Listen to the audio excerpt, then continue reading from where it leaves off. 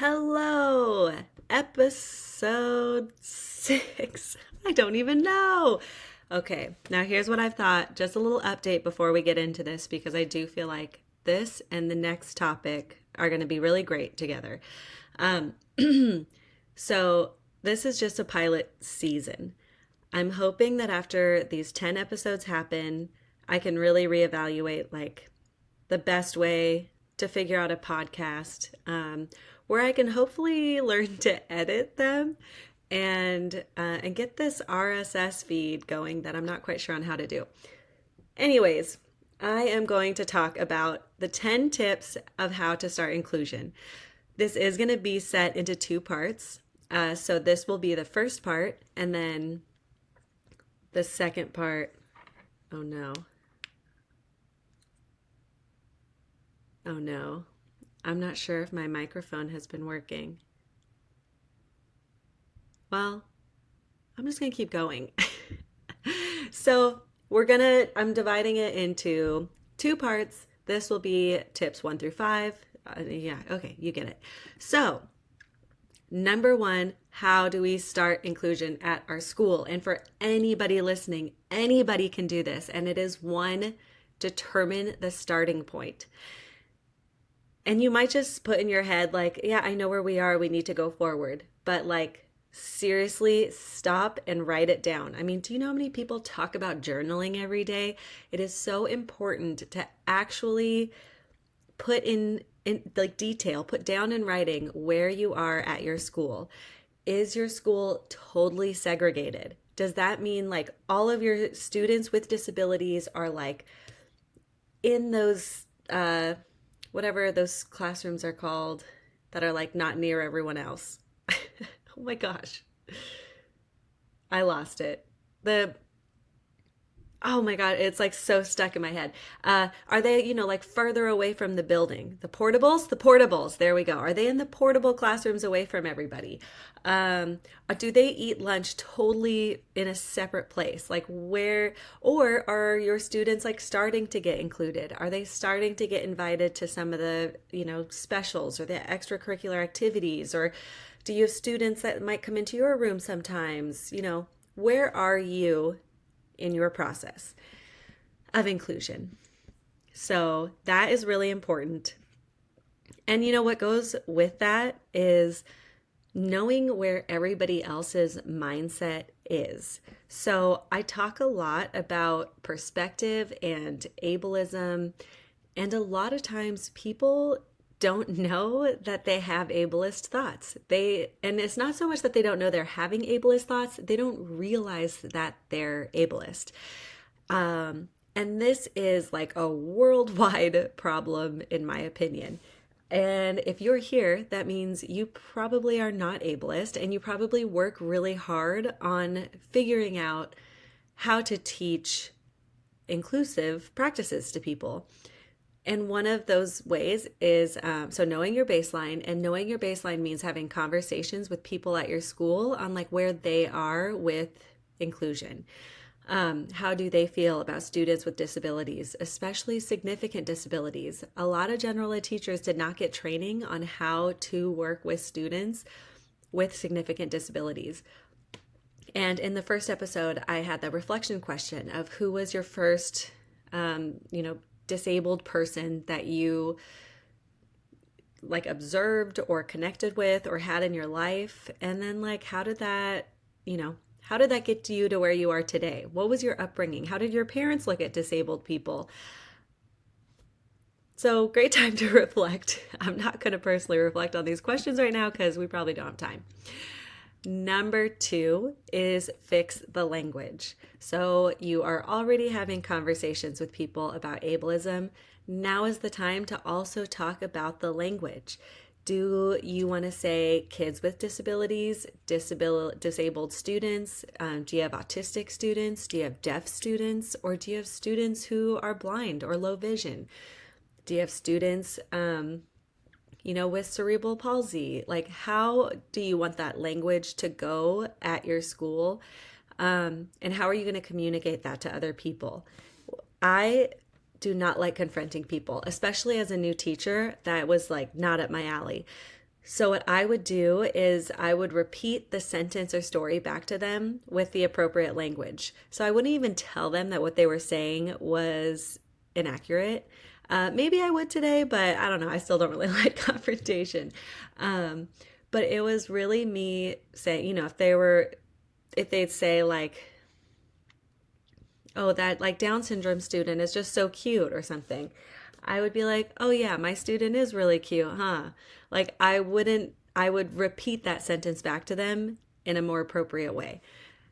So language. I've talked about this before all the time. Like when you go home and you're like, behind closed doors, talking to your roommate, your family member, your partner, don't let that language just disappear. To actually make that change in your language, you have to use it all the time. And that is like the best way to have your mind shift into not the problematic behaviors that a student is having or how academically low someone is, but instead you're focusing on the communication that is happening, the support that needs to happen for the student to be successful. And that alone is just so important. So, language, very important. I have so many resources to bring back to your school if you need it. So, let me know if you need it. Number 3 is lead by example. Now, I talk a lot about this. I'm just going to say that for every topic, every number, whatever.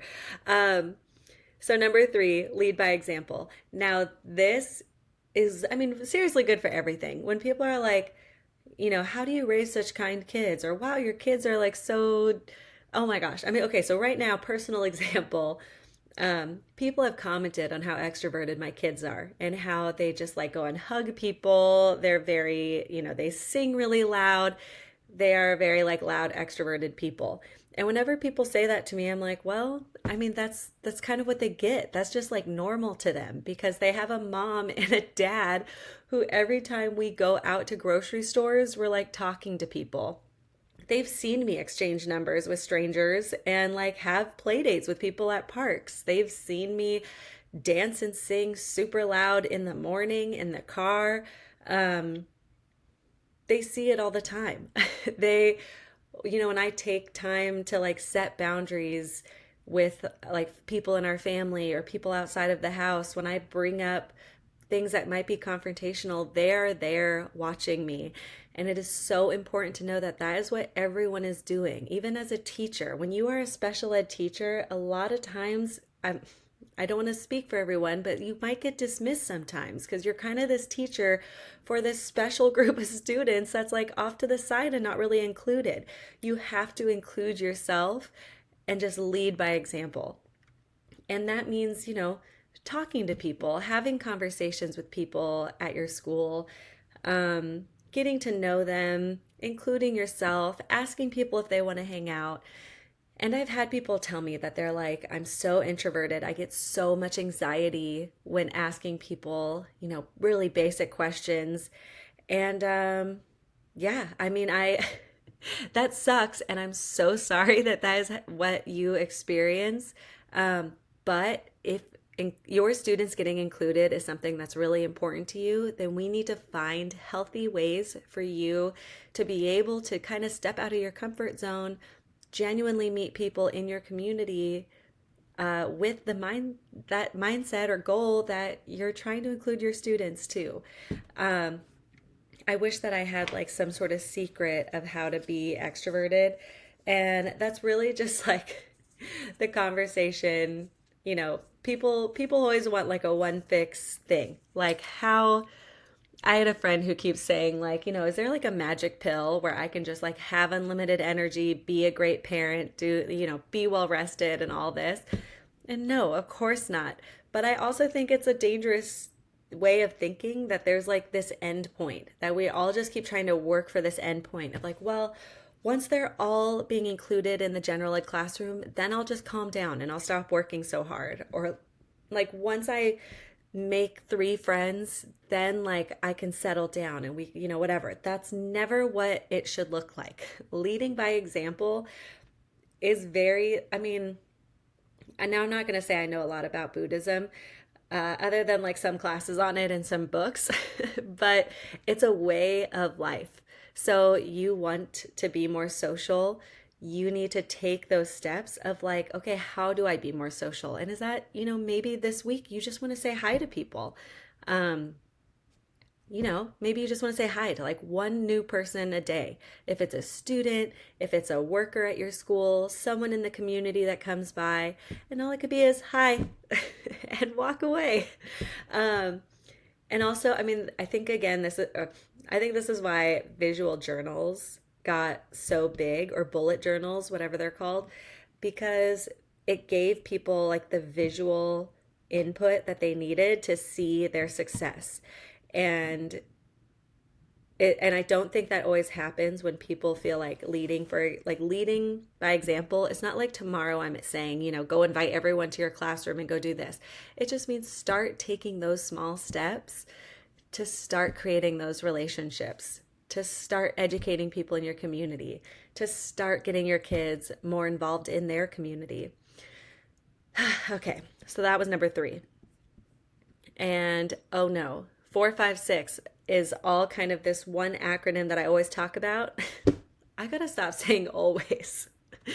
Uh, so I'm gonna talk in detail about number 4 and 5, and I will tell you 6, but we will talk about it next week. So this is when I first started presenting by myself for Inclusion Starts Now. Of course, I had to create an acronym for our acronym filled profession. I had to think of a very fun acronym to, oh, I think my microphone died. I hope my computer is picking up all my audio.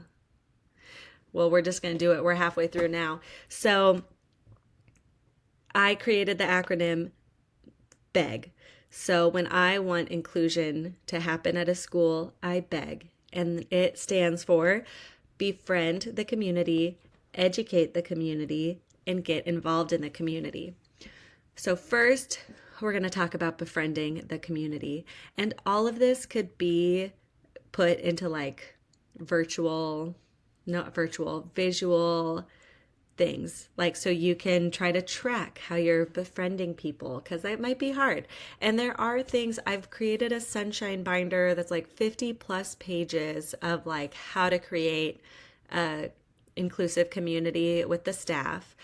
And if you sign up for my virtual classes that I'm doing this year, everyone for January got visual like bullet journals for focusing for like New Year's Eve resolutions on all of these topics.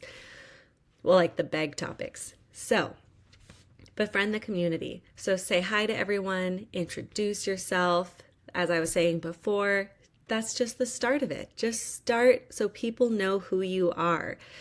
Having lunch with your coworkers, so important to have that time that's, you're not working, you are having this time of chill, hanging out with people, just so important. So, and that's where like a lot of conversations happen, where people, talk about their opinions, people talk about their hobbies, people talk about like what struggles they're having. And when they're having struggles with a student, I would love to remind you that the special education teacher probably has some great advice for them. This is a time where I would say like, oh, do you need a token board? I can make you one. Do you need like adaptive scissors? We got those. Do you need like a break? How about you send your student over to my classroom, and I'd love it if they could come and read a story. Like so many different things that we can do. Learn something new about each other. This is a time in the Sunshine Binder. I have this activity that is very like no pressure activity. Everyone gets a little square because you're going to make it into a big paper quilt to hang on the wall, and everyone can write down their 3 like interests. And it could just, you can ask it however you want. I like to ask it of like, if I were to ask you right now to talk about something for 10 minutes, what would it be? And people come up with great answers of like, they can talk about trashy reality shows, they can talk about their dog, they can talk about dodgeball. Like, there are so many fun things out there that don't always normally come up in conversation. So, this is a great time for everyone to have their square, write their name, their hobbies, put it up. Awesome.